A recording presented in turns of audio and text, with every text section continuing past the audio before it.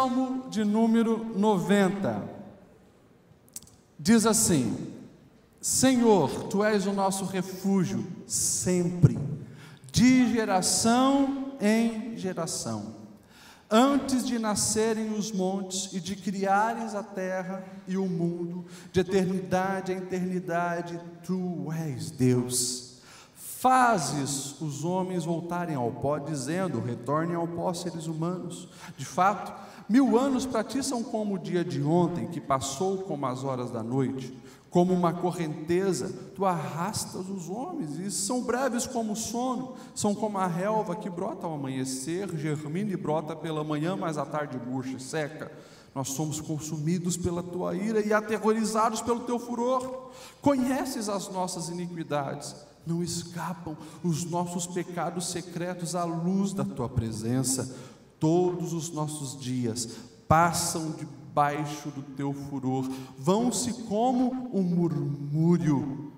Os anos da nossa vida chegam a 70 ou a 80 para quem tem mais vigor. Entretanto, são anos difíceis e cheios de sofrimento, pois a vida passa depressa e nós voamos.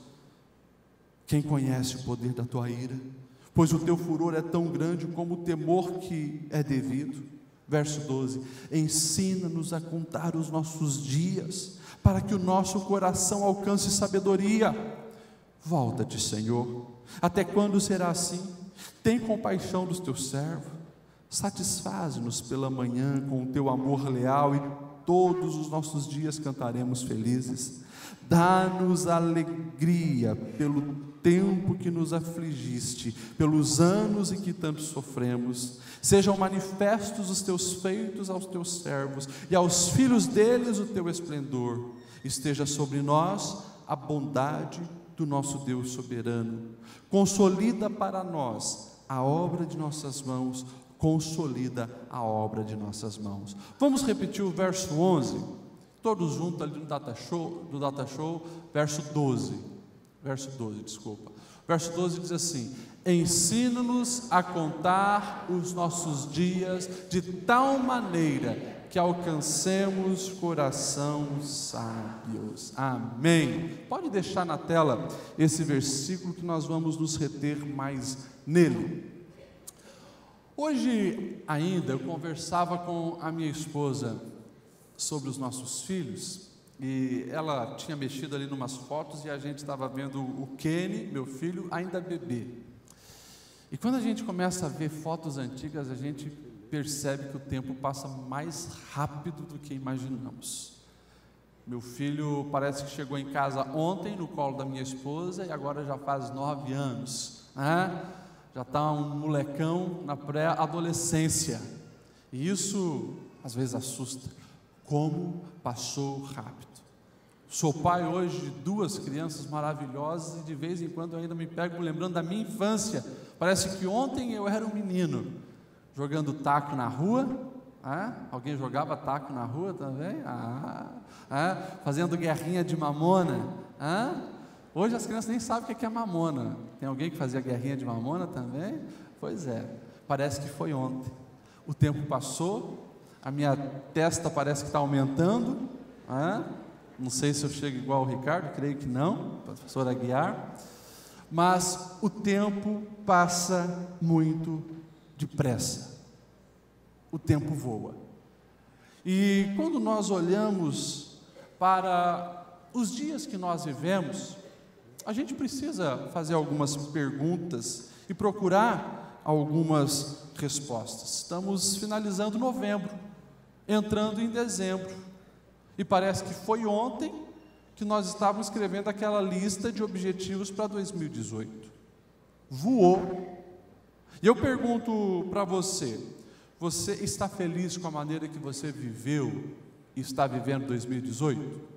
Não precisa responder em voz alta, responda para o seu coração. Você está feliz da maneira que as coisas aconteceram em 2018 e como você viveu? Deixa eu instigar um pouquinho mais, para nós pensarmos hoje aqui. Se você soubesse que no dia 1º de janeiro de 2019, você partiria. Está repreendido, pastor. como você viveria esse último mês de dezembro da sua vida? Como você viveria se você soubesse que só tem 30 dias para viver? Você continuaria vivendo e fazendo as coisas que você está fazendo hoje? Daí eu preciso também perguntar: o que te impede de viver dessa maneira que, quem sabe, você gostaria de viver? Um sábio, ele já dizia que a morte, ela é mais universal do que a vida, porque todos vão morrer, mas nem todos estão vivendo. A morte é mais universal do que a vida, porque todos vão morrer, mas nem todos estão vivendo. E se a gente olha o que Tiago, irmão de Jesus, escreveu lá no capítulo 4, verso 4, ele vai fazer essa pergunta: o que é a vida? Vocês são como uma neblina que aparece um pouco de tempo e logo se dissipa.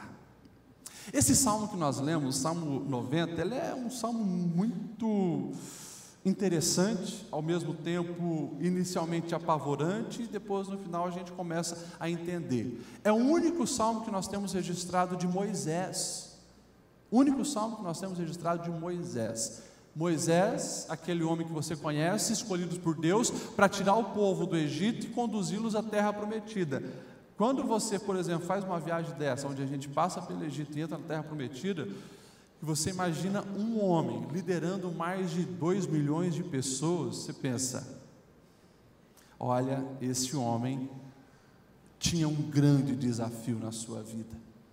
E daí, esse Moisés, que teve a melhor formação da época, porque ele passa 40 primeiros anos no Egito, recebendo o melhor ensino do seu tempo, da sua época, porque o Império Egípcio era a maior potência da época. Depois ele foge e vai para o deserto, 40 anos de deserto, aprendendo na prática da vida também muitas outras coisas. E depois 40 anos conduzindo o povo de Israel.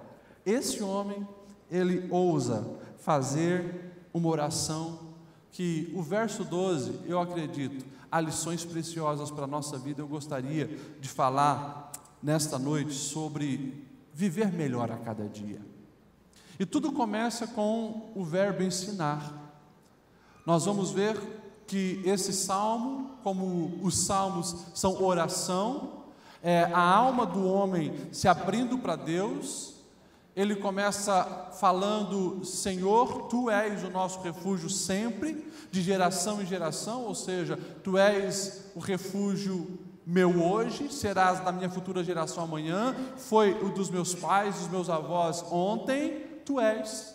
E nessa oração eu quero destacar o verso 12, porque ele diz: ensina-nos, Senhor. E essa palavra ensinar, ela precisa fazer parte do vocabulário e da alma e do desejo de quem deseja todos os dias viver melhor, que é estar aberto para o aprendizado. Se tem 3 coisas que eu vou destacar aqui para você viver melhor, a primeira é essa: esteja aberto ao aprendizado.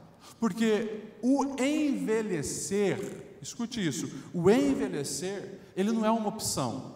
Todos nós vamos envelhecer. Por mais que a indústria farmacêutica e a indústria de cosmético, trabalham muito para tentar retardar a aparência do nosso envelhecimento, e de repente você vê as pessoas fazendo botox, fazendo uma coisa aqui, uma outra ali, tentar aparentar uma idade mais nova do que realmente tem. Mas todos nós envelhecemos. Envelhecer não é uma opção. Agora, o amadurecer é uma opção. Amadurecer é uma opção. Nós podemos encontrar pessoas de 70 anos que escolheram não amadurecer e continuam reproduzindo os mesmos erros e equívocos em todas as áreas da sua vida que praticavam quando tinha 30 anos ou 20 anos. Passaram pela vida sem escolher amadurecer, envelheceram e não amadureceram. Consequentemente, nós vamos encontrar jovens de 20 anos que desde a sua infância escolhem amadurecer. Pessoas sábias, pessoas maduras, que fazem boas escolhas na vida, escolheram amadurecer. E quando eu olho para esse texto, eu coloco esse como o primeiro ponto para nós vivermos melhor. todos os dias estarmos abertos para sermos ensinados. E claro, melhor ainda se for seguindo o exemplo de Moisés. Como ele estava falando com Deus, ele estava procurando aprender com Deus. Senhor, ensina-me, eu quero aprender de Ti. Moisés, ele viveu num tempo onde Cristo não tinha vindo. Moisés está muitos anos antes de Cristo. Nós, eu e você que estamos em 2018, nós temos uma oportunidade que Abraão, Moisés, Davi não tiveram. Sabe qual a oportunidade? A oportunidade de ver como Deus faria se estivesse nessa terra também. Porque nós que estamos pós-Cristo, nós podemos olhar para Jesus, que é a encarnação do Deus vivo, e nós podemos ver na atitude de Cristo como que nós devemos e precisamos viver. E daí você começa a observar Cristo e os seus ensinamentos, e aí tem as preciosidades para a nossa vida. Preciosidades como Mateus capítulo 6, verso 26, que você também conhece, que diz assim: não se preocupem com a própria vida, quanto ao que haver de comer e beber e o se vestir. Não é a vida mais importante que a comida e o corpo mais importante que a bebida, mas buscar em primeiro lugar o reino de Deus, sua justiça. As outras coisas serão acrescentadas. A maneira certa de nós aprendermos a viver com Deus, o Senhor Jesus ele está dizendo, não é para andar ansioso. O Senhor não está falando sobre aquela responsabilidade que você tem. Você é um homem e uma mulher trabalhador, e você tem a responsabilidade de pagar as suas dívidas, pagar a água, pagar a luz e assim por diante. O Senhor não está falando disso, o Senhor está falando dessa ansiedade que aflige o coração humano e coloca em você um medo do amanhã. Ele está dizendo, não vai dar certo querer viver a vida sendo dominado por esse medo. E daí, quando nós olhamos o texto de Mateus 6, o Senhor pega pesado. Jesus ele faz uma comparação com os pagãos, dizendo, pois os pagãos é que vivem dessa forma, correndo atrás dessas coisas, dessa maneira desenfreada, mas o Pai Celeste sabe do que vocês precisam. Eu acho fantástica a mensagem, que diz assim: quem não conhece a Deus e não sabe como Ele trabalha, que se prende a essas coisas. Mas vocês conhecem a Deus e sabem como Ele trabalha. Orientem a sua vida de acordo com a realidade, a iniciativa e a provisão de Deus sobre a vida de vocês. Quando nós olhamos a palavra, nós vamos ver várias e várias passagens nos lembrando sobre esse perigo que aflige a humanidade hoje, a ansiedade, que tira a paz do nosso coração, traz as preocupações do futuro, e muitas delas que nem vão chegar para dominar o nosso presente hoje, e a gente vive aflito no agora. Por isso que Pedro vai dizer, lance sobre ele toda a vossa ansiedade, porque ele tem cuidado de vós. Por isso que Paulo vai dizer, ei, vocês não precisam andar ansiosos, mas antes em secreto vai orar. Coloque tudo diante de Deus, porque Deus tem cuidado de nós. Ou seja, quando eu olho para Moisés, depois de tudo que ele passou, ele faz uma oração dessa, eu olho para a minha vida, eu, Lediel, e eu digo, eu preciso reaprender a viver todos os dias. Senhor, ensina-me, porque eu preciso aprender contigo. Eu cheguei de viagem no domingo, e na segunda-feira, um dos atendimentos, uma pessoa que ela tinha feito algo ruim, porque ela desacatou uma outra pessoa, ofendeu, e tipo assim, falou coisas que não precisava, estava de cabeça quente, mas essa pessoa chegou e disse, pastor, eu errei, eu vou pedir perdão. Agora, tudo isso que aconteceu, esse caos que aconteceu, me fez enxergar que a maneira com que eu estou vivendo está toda errada. Eu vivo estressado. A minha esposa fala que eu não era assim há algum tempo atrás, eu vivo estressado, vivo preocupado, eu vivo ansioso, parece que eu nunca estou em paz e eu estou numa estafa, pastor. É por isso que as minhas reações têm sido até incontroláveis. E daí ele falou, eu preciso reaprender a viver. Eu falei, é isso mesmo que você precisa fazer. No dia que eu saí de viagem, aqui no começo de novembro, também aconteceu algo extremamente interessante. Nós viajamos de Floripa para São Paulo, e daí nós pegamos um voo que vai de São Paulo até a Turquia, em Istambul. São 13 horas de viagem dentro de um avião. 13 horas. Né? Tem uma tela, você pode assistir um filme. Eu sempre levo um livro no celular, pego a Bíblia ali. Eu tinha lido Gálatas, eu tinha lido Efésios, já tinha assistido um filme, o tempo não passava, dava uma cochilava, mas não consigo dormir. De repente, passa uma moça no corredor do ônibus, vai até a frente, volta, fica me olhando assim e passa. Achei estranho, né? Passa mais um tempo, umas 2 horas, né? Eu não conseguia dormir, e de repente a mesma moça, a mesma mulher. Ela passa, o avião cheio, né? É um Boeing 777, mais de 300 pessoas a bordo, né? E de repente, essa moça toca no meu ombro, diz: "Você é o pastor?" Eu não conhecia, não era do meu grupo, nós estávamos 27 pessoas, conhecia cada um deles. "Eu preciso conversar contigo." Daí tinha um outro irmão nosso, né, que estava no banco da frente, e tinha um lugar vago, pedi para ele trocar. Sentei e conversei meia hora ali com aquela moça. Ela, acho que ouviu alguém me chamando de pastor ali no voo, aí as nossas conversas, e ela abriu o coração dizendo: "Eu preciso repensar a minha vida, porque eu vivo aflita, eu vivo angustiada, eu sou desviada da igreja, e quando eu ouvi, né, alguém te chamando de pastor, e eu passei antes e voltei, eu senti que era você a pessoa que eu precisava conversar." E ali aquela moça aceitou de novo a Cristo, se reconciliou, e eu falei para ela: "O que você precisa fazer é muito simples. Você precisa começar a obedecer o Evangelho de Cristo.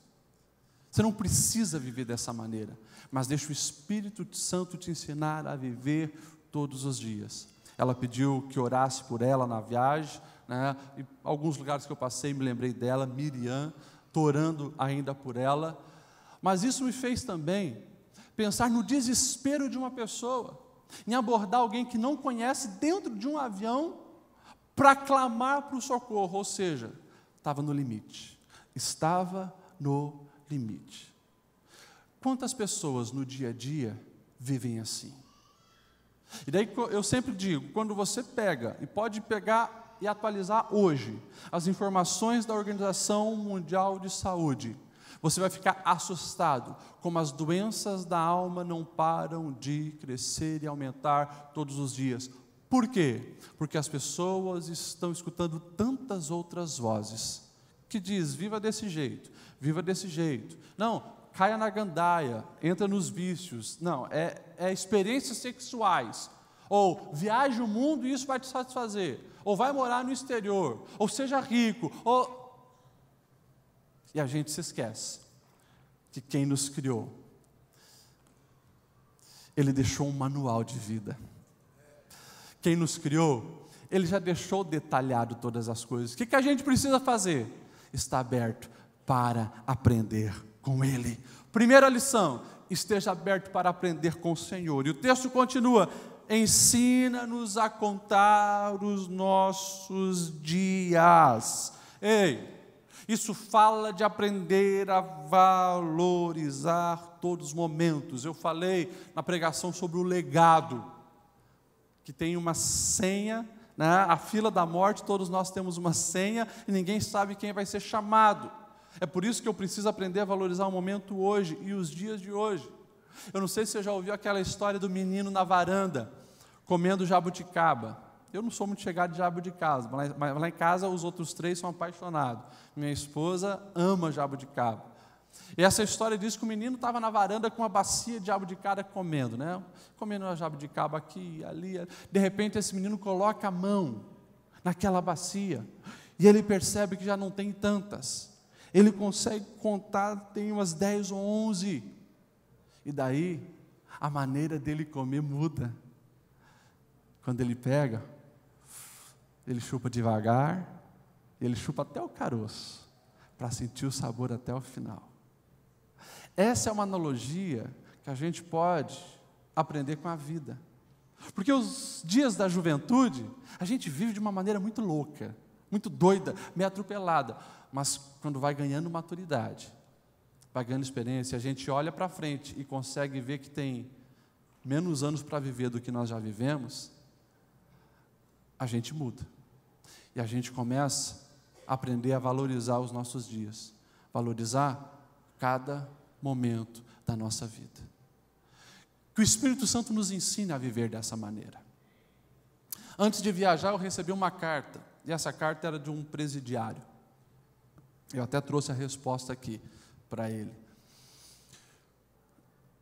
E ele falava: pastor, eu peguei 10 anos e alguma coisa, e esse tempo que eu estou passando aqui me fez enxergar a vida de uma outra maneira. Eu estou valorizando coisas que antes eu não valorizava, coisas simples, coisas aparentemente banais, que a gente só dá valor quando nós perdemos. Ei, todo dia que nós vivemos são únicos na nossa vida. Esse dia de hoje. Hoje é dia 22, uma quinta-feira do mês de novembro. Você nunca mais vai viver o dia 22 de novembro de 2018. Você pode ver um 22 de novembro de outro ano. Esse passou.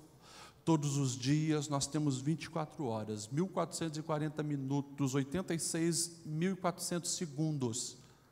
E a pergunta é: você está valorizando o tempo que Deus te deu? Você está valorizando as pessoas que passam hoje pela sua vida? Você está valorizando as pequenas coisas da vida? Nessa viagem que a gente faz, a gente sempre passa na Península do Sinai. Montanhas, terras e areia, só. De vez em quando você encontra um beduíno, que acorda cedinho, vai buscar água em algum poço e carrega cântaro. E todo dia a gente está na nossa casa, a gente abre a torneira e tem água. E a gente muitas vezes não valoriza coisas tão pequenas. É por isso que a sabedoria de Moisés nos ensina a contar os nossos dias.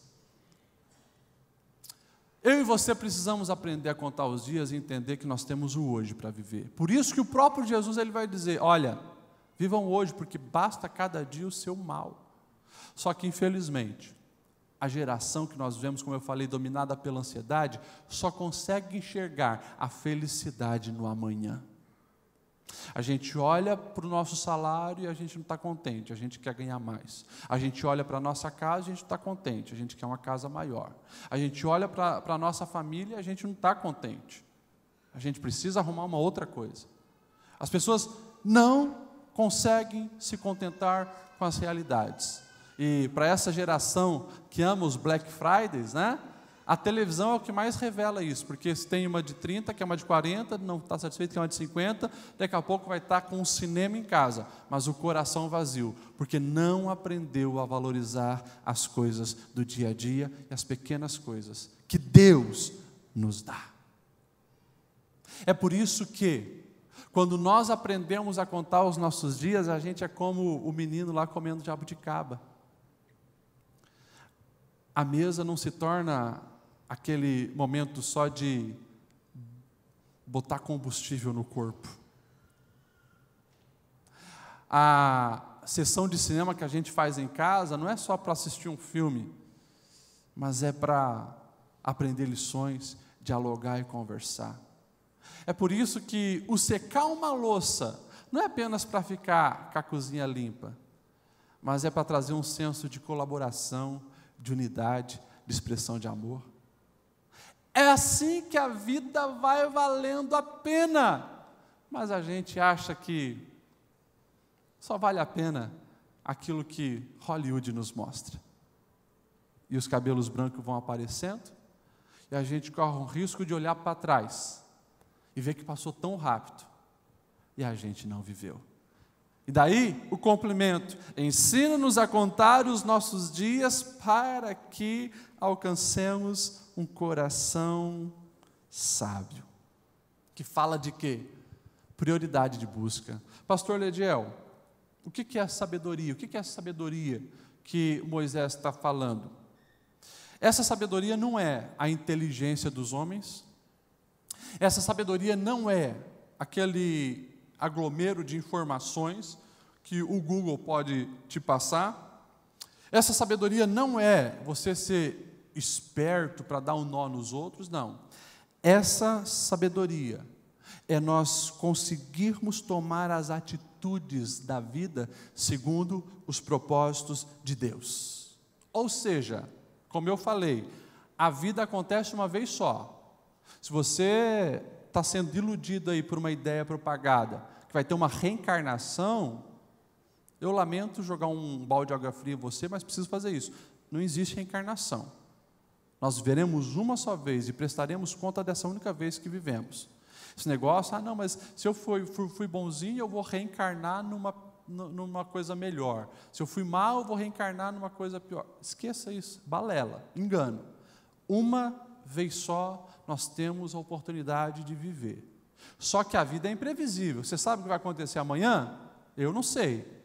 Mas eu sei que eu posso pegar na mão de um Deus que já está no amanhã. Ele me conduz e eu posso buscar a sabedoria que Ele tem para me dar. Essa sabedoria vai fazer com que eu coloque em ordem prioridades na minha vida. Essas prioridades, estando bem claras, vai determinar as minhas escolhas para que eu realmente seja sábio e viva o melhor que a vida pode me oferecer. Você vai encontrar gênios, pessoas que ganharam prêmios nobres, mas você olha para a vida dele, uma vida que não tinha um pingo de sabedoria, muita inteligência, muito conhecimento, sem sabedoria. Você provavelmente conhece muita gente assim. Sabe, na empresa, aquele cara que, tecnicamente falando, o cara arrebenta, mas daí você olha para o casamento dele, para a maneira com que eles tratam os filhos, você vê que não tem um pingo de sabedoria, destruiu tudo de melhor que a vida pôde lhe dar. É por isso que no nosso coração, a gente precisa colocar o desejo pela sabedoria. O dinheiro entra no bolso e sai. As coisas materiais, o ladrão pode roubar, a traça pode corroer. Mas a partir do momento que eu escolho adquirir sabedoria conforme o coração de Deus, isso ninguém me tira, isso traz bênção do Senhor sobre a minha vida, e isso vai fazer com que eu consiga desfrutar da vida em abundância que o Senhor tem para cada um de nós, caminhar nessa vida de cabeça erguida. E claro, essa sabedoria que você buscar em Deus, ela vai te levar para uma consequência única e lógica. Você vai entender que Deus é o melhor que a vida pode oferecer. E daí você vai entender que nada mais importa do que você conhecer o Senhor, viver pelo Senhor, amá-lo de todo o seu coração. Quando nós fazemos essas escolhas para a nossa vida, esse versículo, aprendermos com o Senhor, aprendermos a valorizar cada momento e buscarmos com intensidade a sabedoria, você vai conseguir se livrar de todas as consequências negativas que a falta de sabedoria traz, que são a frustração, como eu falei, o estresse, a ansiedade, um monte de atitude impensada. Ei, vamos aprender novamente a viver? Temos um mês aí para finalizar o ano. E quem sabe, nas perguntas que eu fiz inicialmente, se eu perguntei se você estava contente com a maneira que você viveu 2018, e lá no fundo você sabe que a resposta é não, faça 2018 ainda valer a pena. Cristo nos ajuda a fazer esses 30 dias e pouquinho que falta, transformarem totalmente o peso desse ano. É possível isso, pastor Lediel? Com Deus é possível. Nós, colocando Ele em primeiro lugar, buscando aprender mais da sua palavra, valorizando os dias que ainda temos pela frente, buscando essa sabedoria de Deus, o Senhor pode nos surpreender e nos abençoar. Quero que você se coloque em pé. Eu quero abençoar a sua vida. Ei, Será que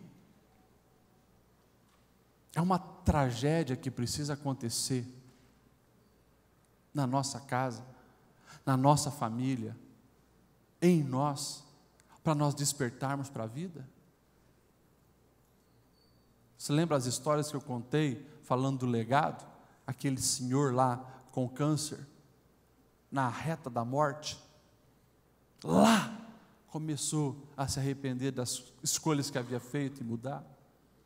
Será que precisa vir uma doença mortal para a gente abrir o olho para o que tem valor?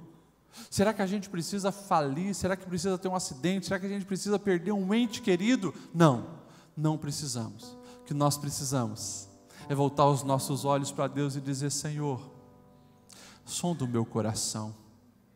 Senhor, se infelizmente a minha prática de vida tem me levado a viver conforme esse mundo, e eu estou sendo levado pela correnteza, é só ambição material, é só ambição de prazeres, é uma vida fútil. Deus, tira isso de mim. Ore, só não permita continuar no engano, não permita continuar caminhando para o fundo do poço. Ei, o Espírito Santo hoje nos chama para uma mudança, uma transformação. Não espere chegar na situação do filho pródigo, cheira porco, fedendo porco, querendo comer o que os porcos comiam, nem disso ele podia. Mas talvez a atitude dele sirva de exemplo a nós, porque lá, ele se lembra da casa do Pai, do amor do Pai, planeja a volta, pede perdão, se reconcilia, e ele reaprende a viver. Eu quero orar por você. Aí aonde você está, eu queria que você colocasse a mão no teu coração, fechasse os seus olhos. Eu vou dar 1 minuto para você começar a falar com Deus. Pensa sobre o seu trabalho, pensa sobre como você tem gasto o seu dinheiro, pensa sobre o seu casamento, pensa sobre os seus filhos, pensa sobre as oportunidades que você tem na vida. Pensa em quantas pessoas passaram por você hoje e ali tinha oportunidades.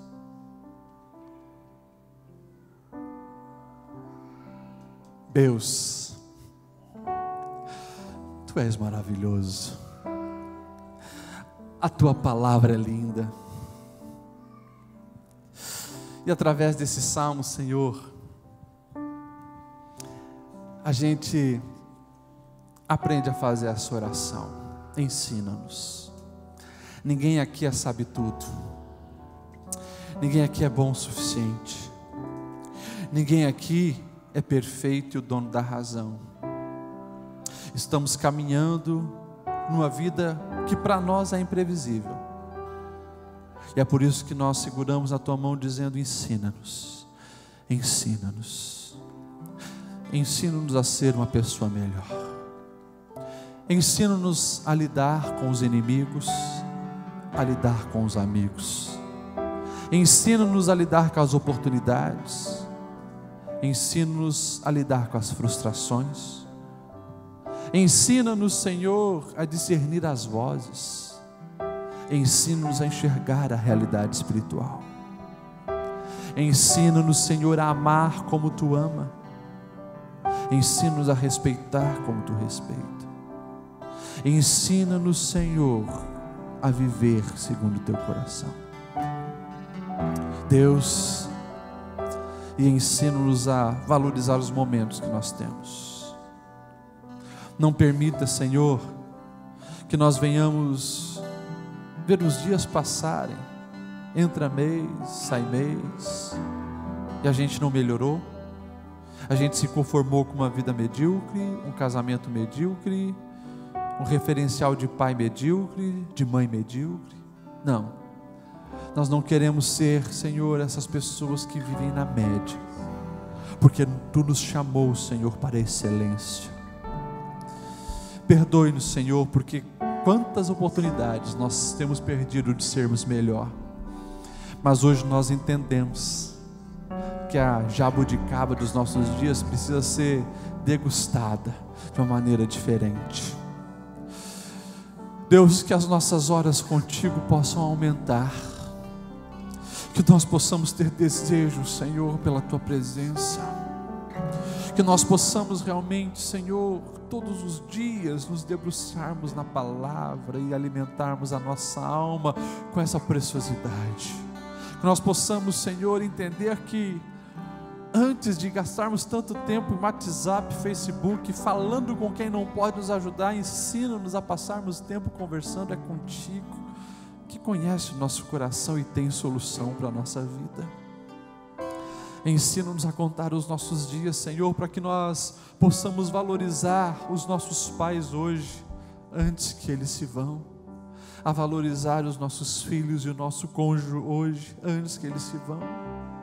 Ensina-nos, Senhor, a valorizar as oportunidades que temos todos os dias. E Deus, ensina-nos a buscar acima de tudo a sabedoria que vem de Ti.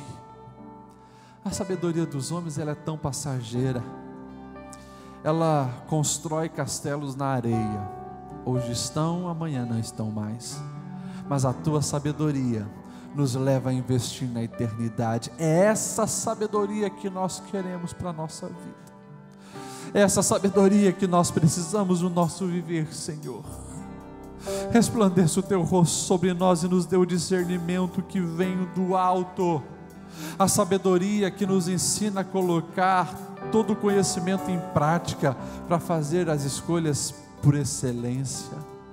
Traga, Senhor, essa luz nas nossas decisões do dia a dia. Eu oro por essa igreja que está aqui, por esses irmãos que estão ouvindo essa palavra, Senhor. E eu peço que Tu repreenda todo espírito de confusão, todo espírito, Senhor, que coloca uma venda nos olhos e essa pessoa não consegue enxergar a realidade que está ali na frente. Dissipa essa confusão e abençoa os Teus filhos, Senhor, com a sabedoria do alto, para que eles possam enxergar o caminho certo todos os dias e assim glorifiquem o Teu nome. Eu os abençoo dessa maneira, em nome de Jesus.